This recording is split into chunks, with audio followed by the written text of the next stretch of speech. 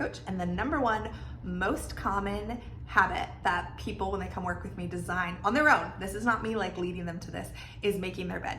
And that's actually where I started on my own journey. I had a bit of shame that like I wasn't doing that already at a 36-year-old adult life. Like I was like, this is adulting 101, but realizing like, hey, actually I wanna go after keeping a tidier environment, so I'm gonna do this first. And the good news is that you should always pick a step that's like pretty small when you're beginning, because you want to find success. You want to make it so reasonable that success is almost guaranteed, that you don't need to rely on momentum to get there. So making my bed every morning, I would make my bed, and then I really lean into being proud of myself for like a second after I do a new habit, because that's the most quick way that habits take root. If you associate emotion with them, that's almost like the reward for the action. So then your brain's like, oh, it codes this as, if I do this, then I feel this way. Do this again. You want to remember this one. So after I made my bed, I would go, I am so good at making my bed. And I'd laugh because like, obviously that feels a little silly, but actually would get to the point where I'm like, oh, that is true. And I think oftentimes we discount our small wins, but are so hyper aware of the things like our flaws.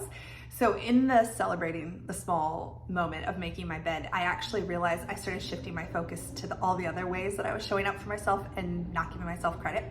And that actually set me on a journey of being a lot kinder to myself as well. So the first habit, like I said, that I tackled was making my bed. And every time I came back in my room, I was just shocked, like throughout the day, how much of a difference it made. Like it felt like I was winning. I won a little bit. I've created a little more peace. I managed some of the chaos in my life, and I felt this momentum of like, oh, where else can I find this? So then my next step for my bedroom was cleaning off the vanity of my sink, because I don't know what you guys, but mine is like often trash, like my toothbrush or my hairspray or my brush or leftover makeup and jewelry. So my next step was, after I made my bed, I went over and took about 2 minutes to clean off my bathroom vanity. And in that, making sure all my jewelry is hung up, I realized like I actually lost a lot less jewelry because I was taking better care of it. It got broken less, it got tangled less.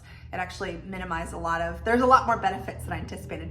And then two, like the level of when I then sat on my bed, because my vanity's across, I felt like so much peace looking. It's like, oh, I'm in a peaceful spot, looking at a peaceful spot. So that was my second one. And then my third habit that I'd recommend you trying doing after you make your bed, I would do that for like a week, and then try adding, maybe tackling your vanity or your dresser, whatever common surface that would take you literally a minute or less to manage. I would tackle that on, like add it like a habit stack, add that after you're making your bed habit.